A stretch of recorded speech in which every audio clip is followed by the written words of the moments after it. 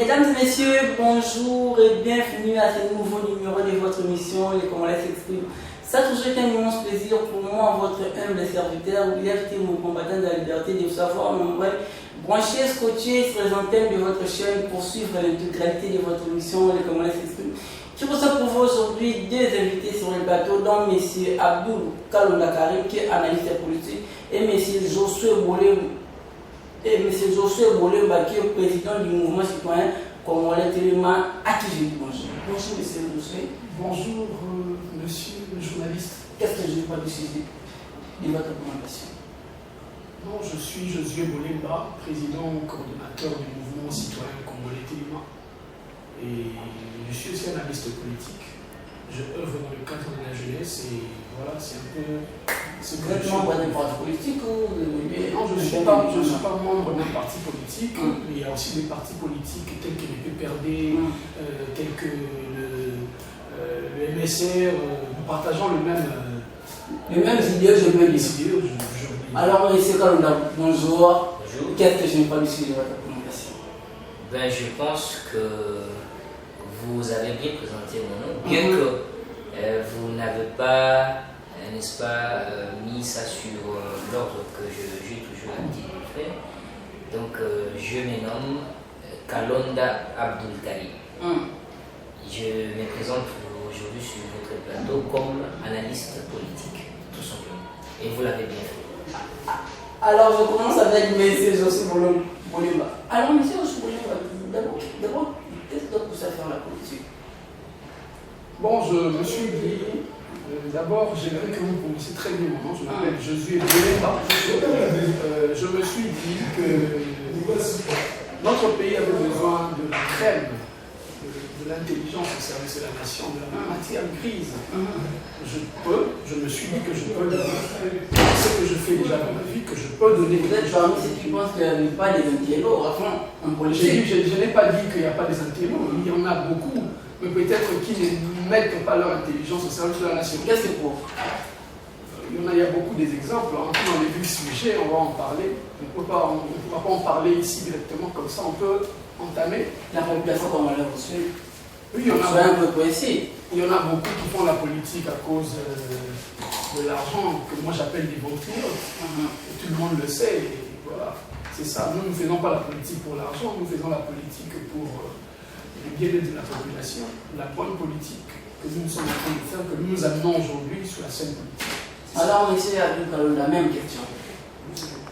Ben, moi, je dirais que d'abord, c'est ma passion, c'est depuis l'enfance que j'ai envisagé faire la politique. Je ne me sens mieux que dans ça. Pour faire la politique, pour quel motif? Eh ben, c'est de la bonne politique, comme venait de le dire, n'est-ce pas, mon camarade ici. Quelle différence y a-t-il entre la bonne politique et la mauvaise politique? Ben, la bonne politique, d'abord, c'est celle qui consiste, n'est-ce pas, à être au service de la population, si pas de sa nation. Mais lorsqu'il s'agit de la mauvaise politique, c'est la politique qui l'a traitée de sa manière. Donc moi, j'ai traité tout simplement de la politique commerciale. Tu le fais pour quel objectif? Pour suivre la population congolaise suit. Mais moi, je suis clair avec cette population. La population me suit, je suis conséquent. Tu le fais pour quel objectif? Moi je fais dans le cadre, j'ai fait la politique dans le cadre, n'est-ce pas, de servir ma nation à ma manière, puisque nous avons diverses manières de voir les choses et aussi de faire les choses. Je ne peux pas dire ici que les autres ne le font pas aussi pour la population, mais ce qui est sûr, c'est que tout le monde a sa manière de voir et de faire. Et moi, ma manière, c'est celle qui consiste, n'est-ce pas, à travailler pour cette population, pour la nation congolaise. Vous êtes membre d'un parti politique? Bien sûr, je suis membre du PPRD. Je suis membre d'un parti politique. Qu'est-ce qui t'a motivé à rejoindre le parti politique PPRD?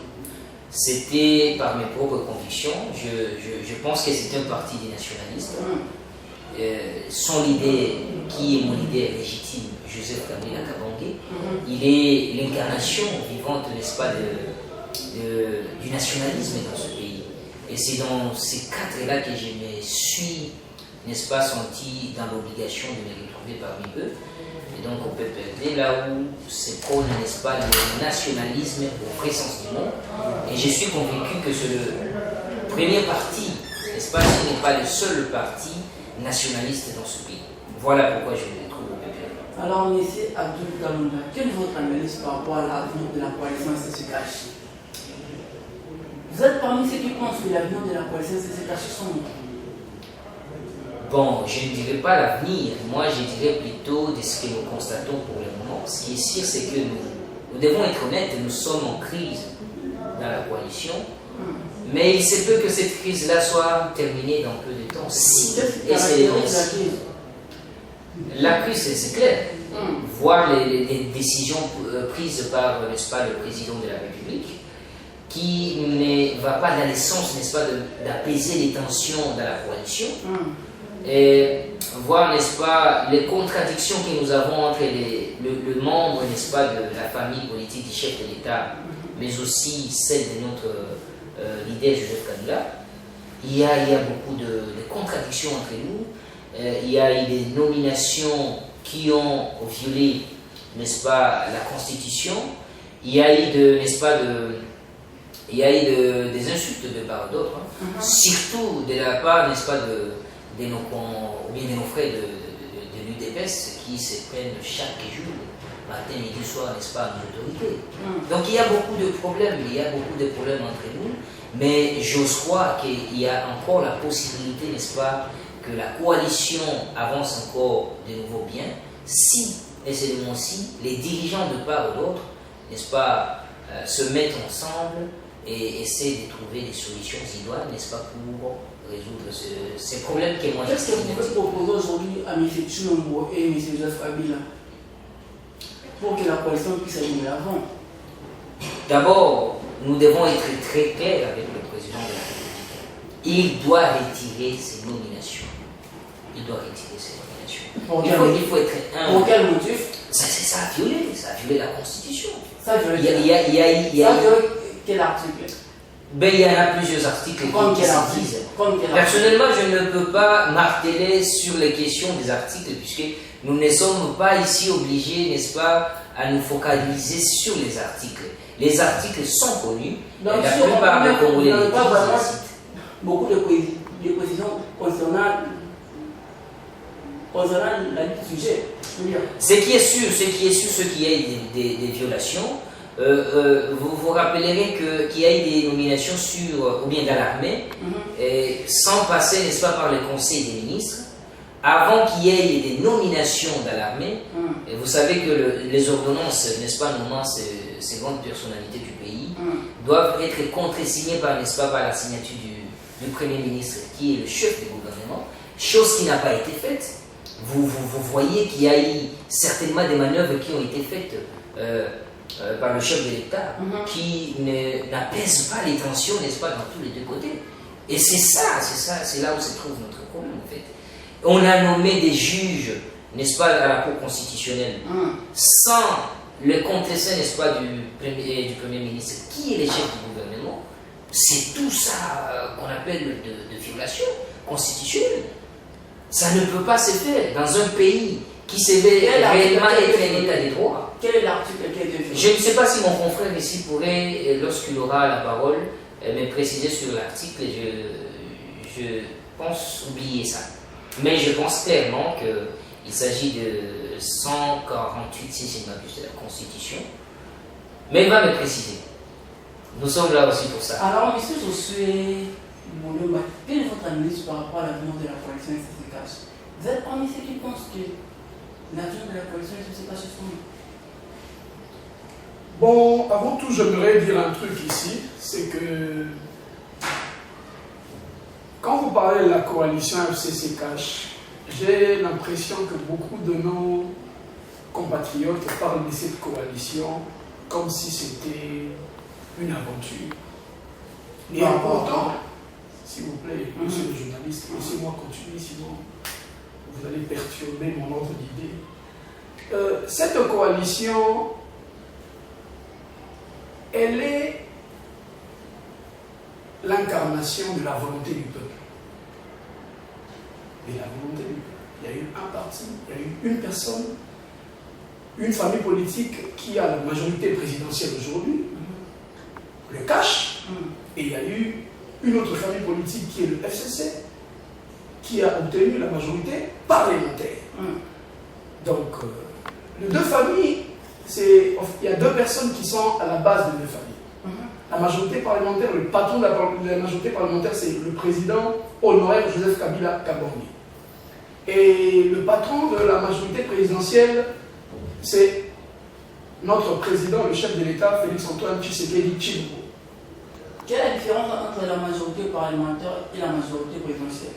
La majorité, quand je parle de la majorité présidentielle, je suis clair en disant que quand nous allons aux élections, il y a un président qui remporte les élections présidentielles, comme c'était le cas avec la France à l'époque, avec Jacques Chirac et Mitterrand. Il y a eu un président qui était élu président, mais il y a eu une autre famille politique qui a obtenu la majorité. Il y a eu plus des élus du côté d'une autre famille politique. C'est ça que nous disons qu'il y a eu une différence. C'est pour la première fois que cette affaire se passe au Congo. Nous n'avons jamais connu ça au Congo. Moi, c'est la première fois que je vois, nous sommes allés aux élections universelles, au suffrage universel indirect, et nous voyons qu'il y a un président qui a obtenu la majorité parlementaire et une autre famille politique qui a la majorité parlementaire et l'autre la majorité présidentielle. Et pour ce faire, il faut qu'il y ait une coalition.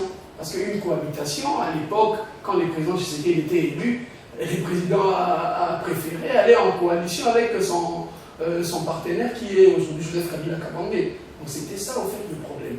Et cette coalition, parlons de l'importance de la coalition, c'est que la coalition FCC cache l'avenir du Congo en dépend. Vous devez le savoir. Cette coalition est très importante. Qu'est-ce que la coalition a déjà apporté dans la vie des Congolaises et Congolais? Mais c'est ce que je suis en train de dire. Aujourd'hui, le président Tshisekedi a institué ce qu'on appelle la gratuité de l'enseignement. Aujourd'hui au Congo, qui a peut-être des problèmes. Je suis réaliste, il y a des problèmes. Mais c'est constitutionnel. S'il te plaît, c'est dans la Constitution, oui, je n'en disconviens pas. Mais la gratuité de l'enseignement, entre guillemets, et entre parenthèses, je parle de ça, ça n'a pas commencé aujourd'hui. Depuis 2010, la gratuité avait déjà commencé. Mais vous, qu'est-ce qui vous fait sourire, monsieur le journaliste? Je suis en train de dire des choses qui sont rationnelles. Allez vérifier. En 2010, la gratuité de l'enseignement avait commencé à l'intérieur du pays. Je te parle d'une province du Bandundu que moi je connais. Il y a eu des enfants qui étudiaient de la première primaire à la troisième primaire. C'était partiel. S'il vous plaît, monsieur le journaliste. S'il vous plaît, monsieur le journaliste. Ne me perturbez pas dans mon ordre d'idée. Les Congolais ont besoin d'avoir le président, s'il vous plaît, monsieur le journaliste, laissez-moi continuer. J'ai dit ceci, la gratuité de l'enseignement. Il y a beaucoup des écoles au Bandundu. Vous voulez que je commence à citer les écoles? Je ne suis pas venu faire la publicité des écoles ici. Je suis venu parler de la politique. Laissez-moi parler de la politique. J'ai dit que la gratuité avait commencé en 2010 avec le président Kabila, à l'époque le Premier ministre Matata Mponyo. Ça avait déjà commencé. Je parle de Matata Mponyo qui avait commencé cette affaire de gratuité. Matérialisé, c'est Matata Mponyo. Et nous sommes allés avec cette gratuité de l'enseignement qui avait commencé déjà à l'époque, mais c'était partiel. Et aujourd'hui, Félix Tshisekedi vient au pouvoir, arrive au pouvoir, il dit il veut que cette gratuité soit effective, c'est-à-dire sur toute l'étendue du territoire directement. Et cette gratuité de l'enseignement dont les gens félicitent les présidents, oui, c'est le président qui est venu dire que ça doit être effectif, mais il y a aussi un ministre de l'enseignement, entre autres le ministre Willy Bakonga, qui est en train d'exécuter ce que le président est en train le président a une vision, mais l'exécution, c'est le gouvernement. Et cette gratuité, elle est construite par un ministre, et il y a un ministre de l'EPSP que tu connais très bien, le ministre Willy Bakonga. C'est-à-dire, aujourd'hui, quand vous parlez de gratuité, ne parlez pas de ça seulement pour dire que c'est le président Tshisekedi du seul qui le fait, c'est exécuté par le gouvernement via Willy Bakonga, qui est du FCC. C'est la raison pour laquelle je te dis que cette coalition est très importante pour le Congo. L'avenir du Congo en dépend dans cette coalition. C'est ça, en fait, la vision que je Vous êtes parmi ceux qui pensent que les constructions politiques initiées par le chef de l'État aboutira à quelque chose d'important? Non, en fait, moi, je ne suis pas... moi, ça m'a surpris. J'étais à la télé, j'ai vu le président faire un discours qu'il allait consulter. Bon, ce n'est pas mauvais de consulter. Vous savez, ce n'est pas mauvais de consulter. Mais quand vous consultez des gens... C'est les contextes politiques qui tuent aujourd'hui. Les gens ne comprennent pas une chose. On dit non, le président Kabila a consulté. Oui, le président Kabila, le président honoraire Joseph Kabila a consulté. Oui, il consultait parce qu'à l'époque, le président Kabila avait toute la marche de manœuvre. Il avait le Parlement, il avait la présidence, il avait tout. C'est-à-dire que le président Kabila n'a pas vécu ce que le président Félix Tshisekedi est en train de vécu et en train de vivre aujourd'hui. Le président Félix Tshisekedi aujourd'hui a la présidence, il n'a pas obtenu la majorité. C'est-à-dire, il y a ce qu'on appelle, comment on appelle ça, il y a eu une séparation du pouvoir, vous le savez très bien, que chacun fasse son travail. Quand vous êtes parmi ceux qui pensent que ces partenaires sont en train de bloquer. Non, parler de blocage, moi je vois que c'est un faux fuyant. Le blocage c'est un faux fuyant, on ne peut pas utiliser. Comment on ne peut pas bloquer quand il s'agit de décaissement d'argent, on ne bloque pas. Ça m'étonne aujourd'hui que les gens parlent de blocage pendant que quand on décaisse l'argent à la banque pour faire tout ce qu'on est en train de voir aujourd'hui. La banque centrale est contrôlée par Deogracias Mutombo, qui est de la famille politique du président honoraire. Mais l'argent sortait, depuis les 100 jours, l'argent sortait. Pourquoi quand il faut seulement... Moi je suis contre ceux-là qui parlent du blocage parce que j'ai l'impression qu'ils disent blocage, oui. Nous nous posons la question à quel niveau. Comment c'est fait quand il faut décaisser l'argent de Deogracias ne bloque pas, les ministres des Finances ne bloquent pas, mais quand il faut matérialiser, cet argent doit prendre des effets, doit être justifié. Vous avez fait quoi avec l'argent? On demande il y a un blocage. Pourquoi s'il faut que le Congo avance? Là, c'est le FCC qui bloque. Mais quand il faut décaisser l'argent, l'argent sort. Tous les jours, vous avez entendu parler des dépassements budgétaires. Ce n'est pas nous, c'est les ministres qui sont allés à l'Assemblée nationale qui en a parlé. Donc nous sommes là, on ne voit pas là où il y a des blocages. Je pense qu'il y a seulement ce qu'on appelle la crise de confiance entre les partenaires. C'est ce qu'il faut résoudre, la crise de confiance. Après, il faut des consultations initiées par le chef de l'État aboutira à quelque chose. Je t'ai dit ici que le président de la République peut consulter. S'il vous plaît, je ne peux pas répondre par une fois à cette question. Je dois quand même argumenter pendant 2 minutes. Je vous ai dit que le président de la République a le droit de consulter. C'est son droit. Mais nous posons la question pour dire, il est en train de consulter. On s'est dit, il consulte pourquoi? Il parle d'un gouvernement d'union nationale, d'union sacrée. Je me pose la question, pourquoi les gens sont des nostalgiques? On a entendu parler d'union sacrée à l'époque, qu'est-ce que ça nous a donné? Toutes ces consultations, moi je suis contre les consultations, contre cette histoire-là, c'est ce qu'on appelle, c'est informel cette histoire. Il y a un gouvernement qui est en place, il y a un premier ministre qui travaille. On ne peut pas aller consulter pour dire que ça va aboutir à un gouvernement national. Dites-nous, vous allez former ces gouvernements sur base de quoi? Parce que la Constitution est claire. Les premiers ministres doivent provenir de la majorité parlementaire. C'est la Constitution qui le dit, c'est très clair. Et je suis en train de dire aux Congolais et aux Congolais de comprendre un truc. Ces consultations-là, c'est bien bon, le président peut consulter les gens, mais si c'est pour avoir des idées et renchérir sa vision et continuer avec le gouvernement qu'il a, coup de chapeau au président. Mais c'est pour, si c'est pour bazarder tout ce qui est déjà fait, pour faire un gouvernement, des personnes qui vont venir que pour leurs intérêts et la population ne va pas se retrouver, c'est dommage pour la République démocratique du Congo. Alors, mes amis, comme la même question, vous êtes parmi ceux qui pensent que les consultations sociopolitiques initiées par les chefs de l'État aboutira à quelque chose d'important. Sûrement, ça n'aboutirait pas à quelque chose d'important. J'accepte de prendre cette position de pessimiste sur cette question parce que tout simplement, j'estime que le chef de l'État est de très mauvaise foi. Il est de très, très mauvaise foi. Face d'abord... Laisse-moi terminer. Face d'abord, n'est-ce pas, à ses partenaires de coalition. Il n'a pas eu le temps, n'est-ce pas, d'informer à ses camarades, partenaires de coalition, n'est-ce pas, qu'il va consulter. Et il va consulter qui, pourquoi et pour quelle finalité. Il le fait pour quelle finalité? Un chef de l'État, il n'est pas interdit à un chef de l'État de consulter pour avoir les avis de tout et chacun de nos compatriotes. Ce n'est pas un problème en soi. Mais pour quelle finalité? Dans quel contexte? Lorsqu'on vous dit que vous avez violé la Constitution, chef de l'État, et on vous montre là où vous avez violé la Constitution, on vous demande, n'est-ce pas, de retirer ces nominations-là qui fait fâcher les sensibilités. Vous refusez parce que tout simplement, c'est moi le chef de l'État, c'est moi le propriétaire de cet État, mais le chef de l'État n'est pas le propriétaire de la RDC. La RDC ne lui appartient pas. Les institutions de la RDC ne lui appartiennent pas. Ce n'est pas parce qu'il est chef de l'État aujourd'hui qu'il le sera toute sa vie, ou bien qu'il le sera jusqu'à l'éternité, jusqu'à la fin du monde. Si vraiment nous allons quitter, n'est-ce pas, ce pays, nous tous, chacun fait sa part, au moment où nous sommes tous ensemble, mais il faut quand même être de bonne foi avec les camarades de la coalition. Quand on vous reproche des violations, n'est-ce pas, d'abord de l'accord que vous avez fait ensemble, mais aussi du mal à justifier la violation.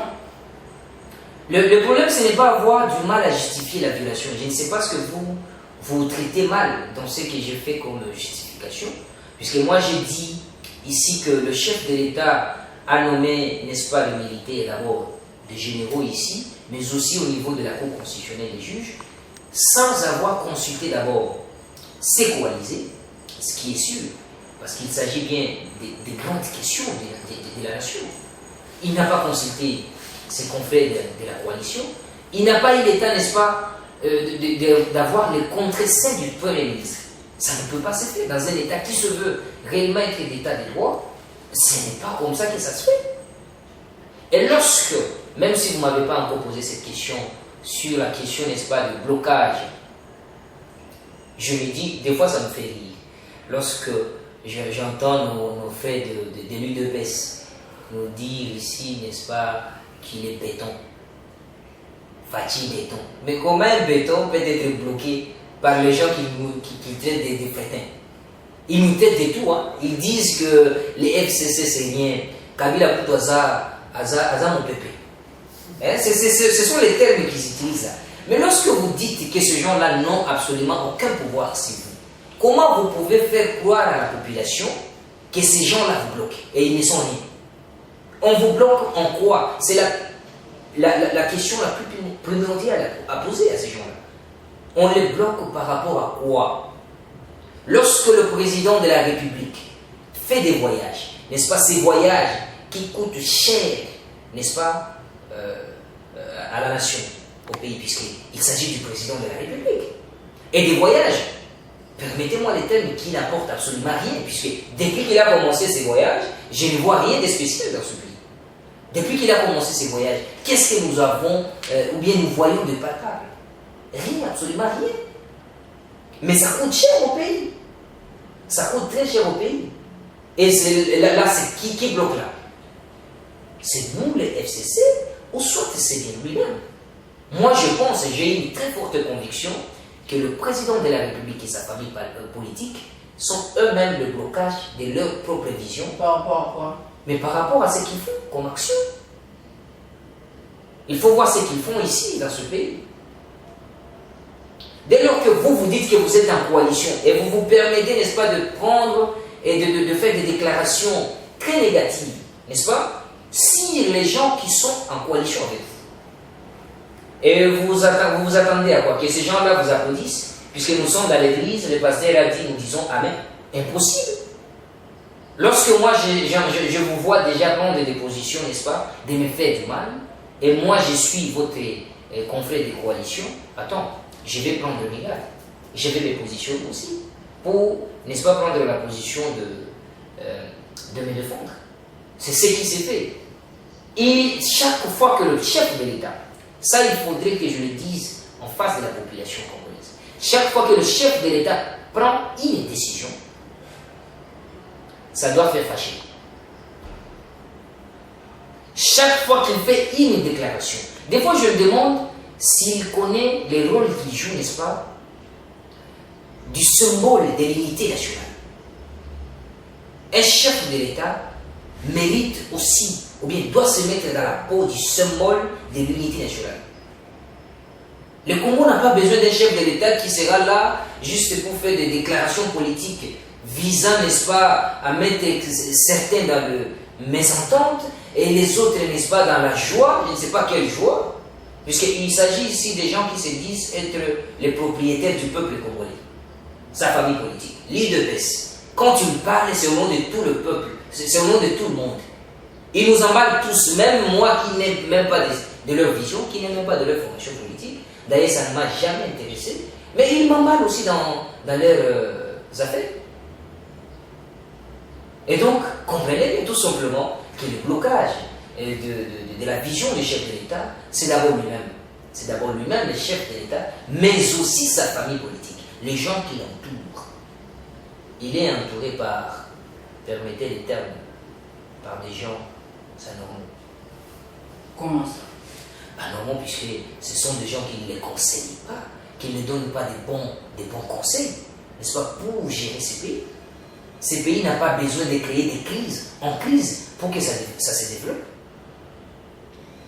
Vous ne pouvez pas nous faire comprendre qu'il y aura développement du pays pendant que vous créez des crises à l'intérieur du pays. Ces gens-là sont des architectes, n'est-ce pas, de création des crises dans ce pays. Aujourd'hui, nous parlons du tribalisme. Il faut voir ce qui se fait dans des ministères. Il faut voir ce qui se fait dans des nominations, quand il fait des nominations. C'est du tribalisme pire et simple. Pour quelle finalité? Ça va frustrer, n'est-ce pas, certains contre les autres. Des fois même, j'ai l'habitude de dire à nos confrères là que c'est votre tribalisme qui attire le tribalisme des autres sur vous. Puisque chacun, nous ne pouvons pas dire ici dans ce pays qu'il y a une tribu qui est plus tribale que les autres. Mais nous pouvons accepter que dans ce pays, il y a des tribus qui sont plus tribales que les autres, mais ces tribus-là font assez que les autres, les démons du tribalisme qui se trouvent dans les chefs des autres tribus, c'est tout contre eux. Ça tape contre eux.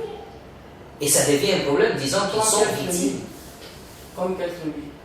Je ne viendrai pas et je ne serai jamais disposé, n'est-ce pas, à citer une quelconque tribu dans ce pays. Je ne suis pas tribaliste.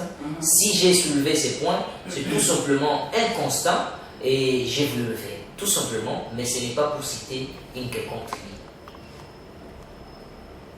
Monsieur Boulin, vous êtes parmi ceux qui pensent qu'il y a réellement état de droit dans notre monde.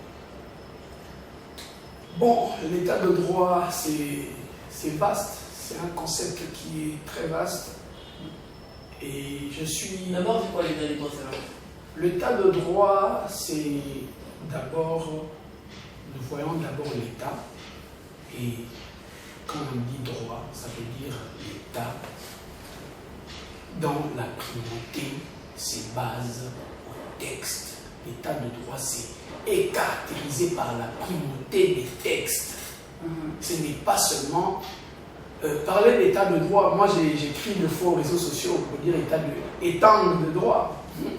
Et pas état, parce que état de droit, c'est un concept vaste. Quand vous êtes dans un état de droit, vous voyez un président de la République prôner l'état de droit, mais voir sa famille politique insulter des gens pour leur propre conviction politique, je ne pense pas que c'est l'état de droit. C'est une contradiction.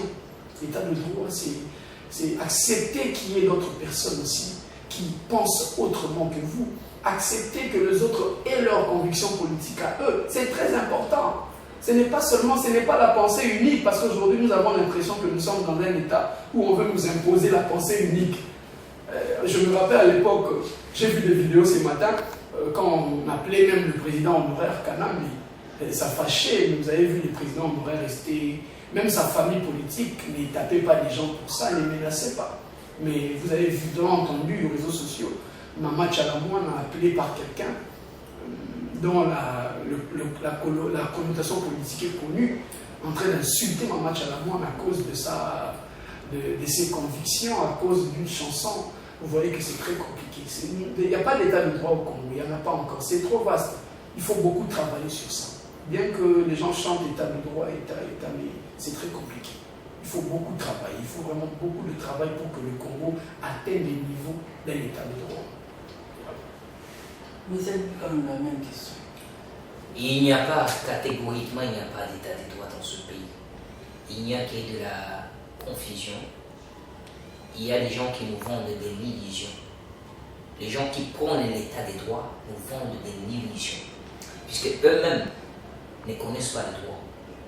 On ne peut pas prétendre, n'est-ce pas, être porteur d'un état de droit tout en ignorant le droit, tout en mettant à cause, ou bien en cause l'état des droits. N'est-ce pas? Il faut savoir le droit.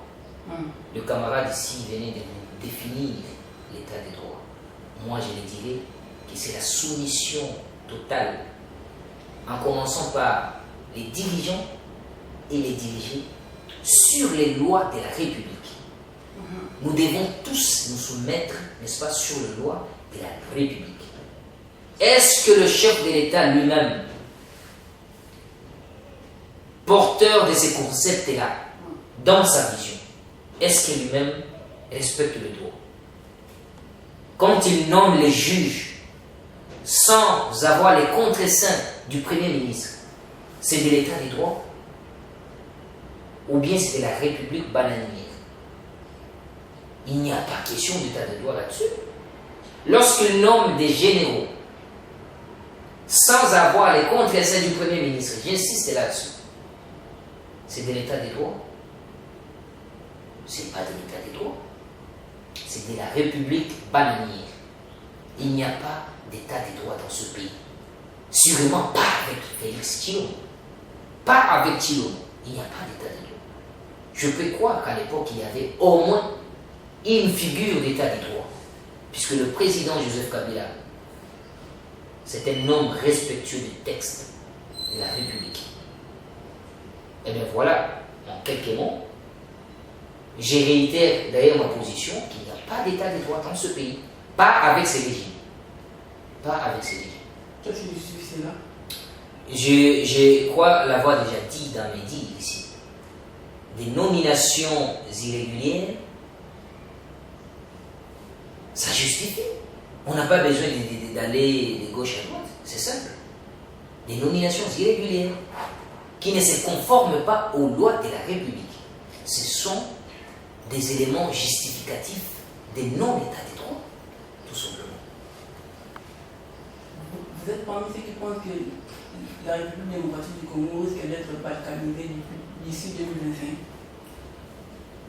Nous courons des grands risques, sûrement, avec ces régimes ici. Je pense que vous avez vu ce qui a été fait sur la question des minéraux. Imaginez-vous un ministre, puisque aujourd'hui nous voulons nous tous jeter, n'est-ce pas, le problème sur la tête de son excellence Azarias Roubero. Mais à vrai dire, Azarias Roubero n'a absolument aucune décision dans ce pays. Même s'il s'agit d'une question qui relève de son secteur, il n'a absolument aucune décision. Les chefs de l'État n'étaient pas sans savoir qu'Azarias Roubero avait une délégation qui allait, n'est-ce pas, descendre au niveau des Minembwe pour installer les bourgmestres. N'est-ce pas? Quel a été l'objectif ou bien la raison d'être de l'ambassadeur des États-Unis? Nous qui connaissons que les États-Unis, c'est le parrain de l'actuel régime. Et l'ambassadeur des États-Unis est la bouche et les oreilles, n'est-ce pas, des États-Unis dans ce régime.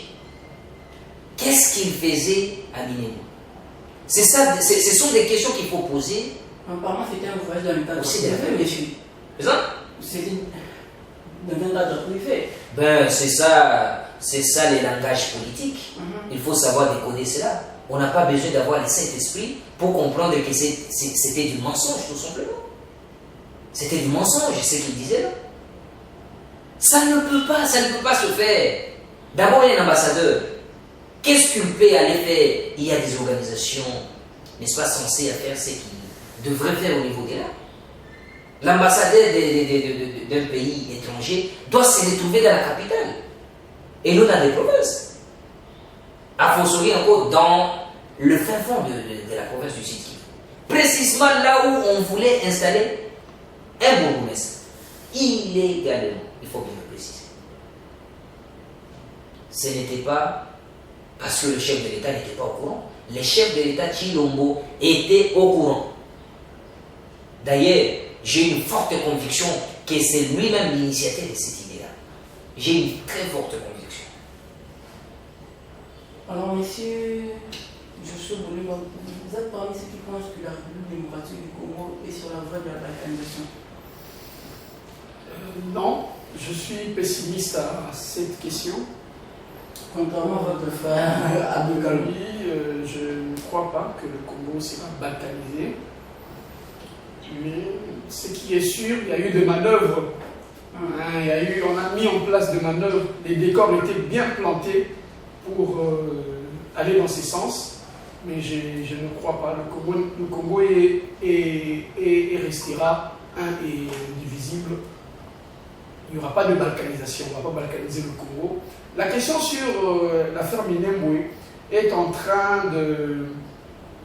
Et c'est quoi? C'est que le Congolais a l'habitude de dramatiser les choses. Vous voyez, bien que je vous ai parlé de ce que j'appelle moi les décors bien plantés pour qu'il y ait une balkanisation, mais des gens ont commencé à rejeter la faute sur les autres pour dire que non, voilà, le ministre, c'est lui, qu'est-ce qu'il est allé. Mais le ministre était clair. Le ministre était très clair. Le ministre a dit que lui, il n'était pas parti dans ces cadres. Est-ce que, voyez-vous, M. Rouberois, aller à l'est du pays, comme on dit, non, il a voulu installer un bourgmestre, il est allé faire un truc de ce genre, lui, Rouberois, peut aller à une mission à l'intérieur du pays. S'il vous plaît, monsieur le journaliste, apparemment, vous dites apparemment, ce n'est pas la vérité. C'est ce que vous pensez. Il est allé là-bas. Il ne peut pas aller là-bas pour son propre compte. C'est quand même un membre du gouvernement. Il y a un gouvernement qui est en place. Rouberois ne veut pas, Rouberois n'est pas un fou. Partir là-bas, comme ça, et je ne crois pas. Je suis pessimiste pour dire que Rouberois était parti, et il était très clair, il n'était pas parti installer un bourgmestre. Comme les autres le disent, c'est faux, et archi faux, il n'a pas cette qualité. Hein, vous comprenez, dans son ordre d'émission, il était clair, il a même dit que ce n'était pas inscrit. Je ne pouvais pas aller dans mon ordre d'émission, ce n'était pas inscrit une installation quelconque d'un bourgmestre. Et pourquoi ça et c'est évident? Vous savez, Rouberois fait partie d'une communauté qu'on appelle Banyamulenge aussi. C'est tout à fait normal. Vous savez, le Congo, il y a ce qu'on appelle l'intox. Il y a des gens qui aiment diaboliser les autres. Rouberois fait partie de cette communauté et dire aux Congolais, donner l'image que Rouberois était allé installer, tous ces Congolais-là, qui peut-être ne sont pas initiés comme nous, vont directement croire, ah, Rouberois c'est leur frère, et en réalité il est allé pour le faire. Or que nous savons qu'il n'était pas là, il n'est pas parti de tout ça. Pourquoi s'en inciter? Non, monsieur, soyez clair. J'ai dit Rouberois, je vous ai dit ici que Rouberois a été invité, c'était une cérémonie. Je vous dis que la cérémonie s'est passée là-bas. Les présidents de la République, le président de la République a été invité par qui? Mais il est ministre. Il n'était même pas parti pour ça. Mais il est membre de j'ai dit qu'il est membre de cette communauté. Quand on veut installer un bourgmestre dans un vrai coin de la République, que le ministre est de là, il est allé en tant qu'invité. Et il a pris la parole en tant qu'invité. Il n'était pas parti là-bas pour installer un bourgmestre quelconque. C'est faux. C'est ce que moi j'appelle, c'est ce que mon ami Karim m'a dit, c'est le mensonge. Vous êtes parmi ceux qui pensent que... Vous êtes parmi ceux qui pensent que... Vous êtes parmi ceux qui pensent que les gouvernants est dans la contradiction, c'est ça. Je vous dis que le Congo est en train de subir ce que moi j'appelle aujourd'hui des pesanteurs par ici et là. Il y a trop de pesanteurs. Il ne faut pas suivre tous ces mondes-là qui passent à la télé. Lui, il était au courant, tous ces mondes-là sont manipulés. Hein? Il faut pas. Vous pensez quand un gouverneur est en train de parler, vous pensez qu'il est en train de dire ce qu'il dit provient de son cœur, réellement.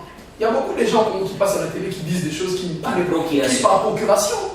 Un gouverneur peut passer et vous jeter de la poudre aux yeux, or qu'en réalité, ce n'est pas ça. Rouberois fait partie de cette communauté, cette affaire. Le président de la République, Félix Antoine Tshisekedi Tshilombo, était au courant, il le savait et il devait l'assumer. Dire qu'il n'était pas au courant, moi je suis contre ça. Je vois qu'au Congo, nous ne voulons pas assumer.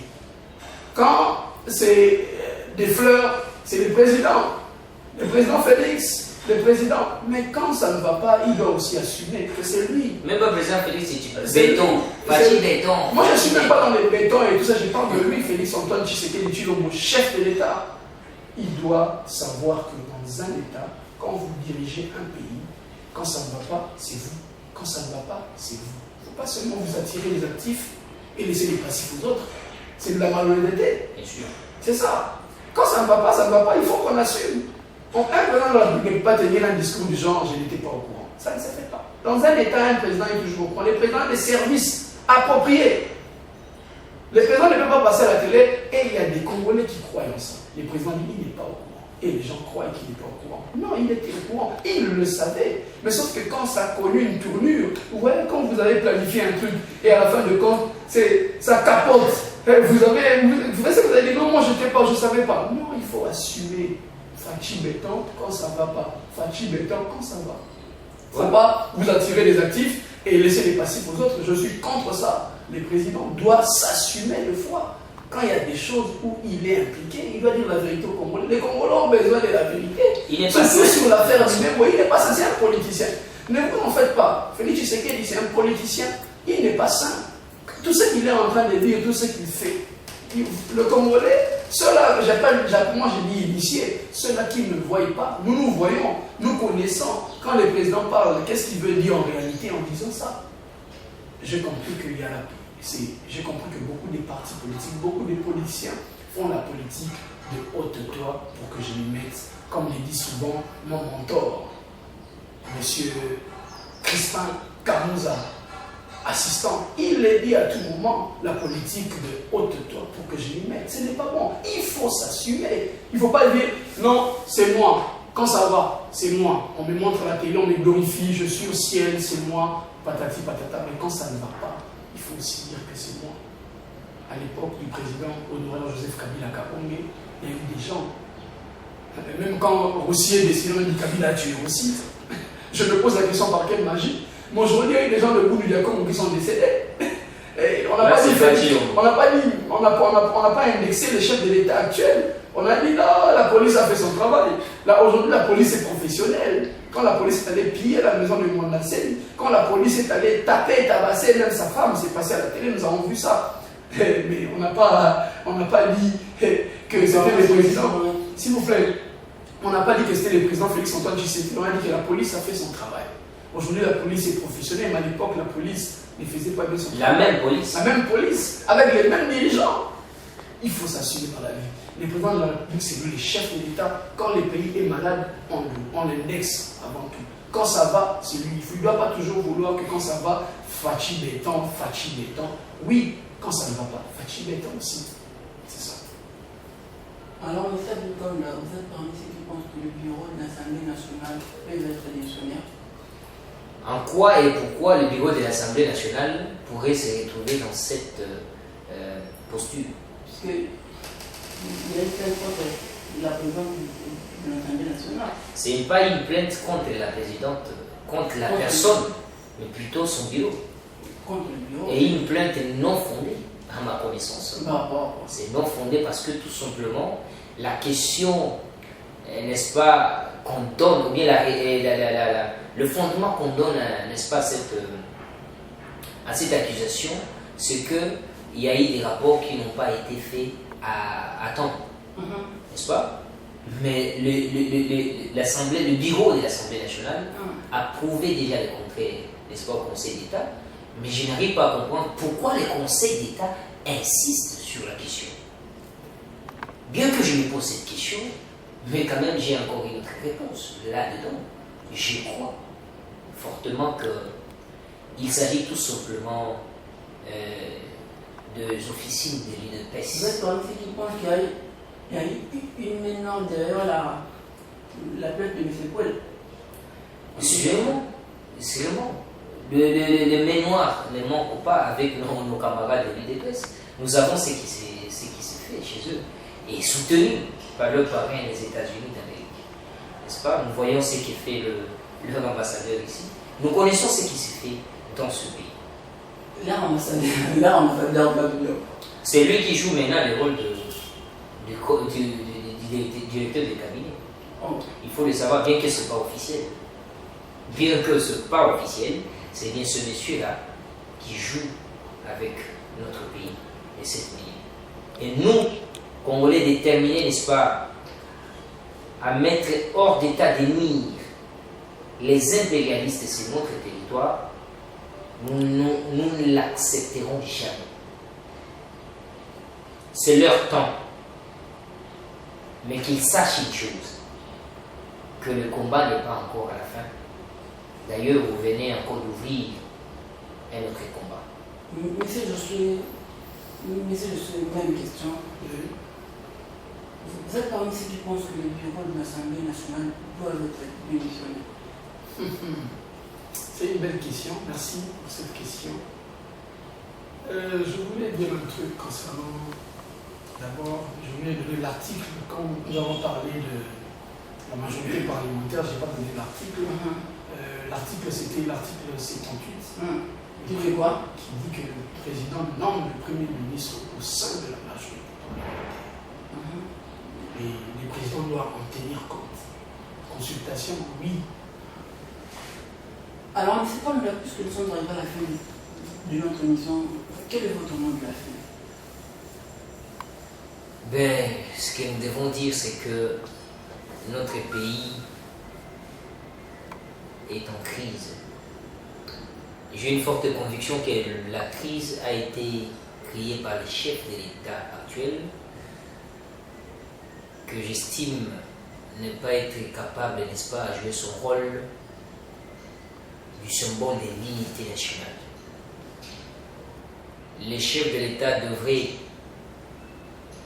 s'entourer, n'est-ce pas, des gens responsables pour l'avenir de cette nation. Je demanderai à ce que la population qui nous suit et les chefs de nos formations politiques mettent, n'est-ce pas, de l'eau dans leur vin pour essayer de calmer le jeu. La nation et l'avenir de ce pays en dépendent. Merci. Alors, monsieur Joshua Boulema, quel est votre nom de la fin?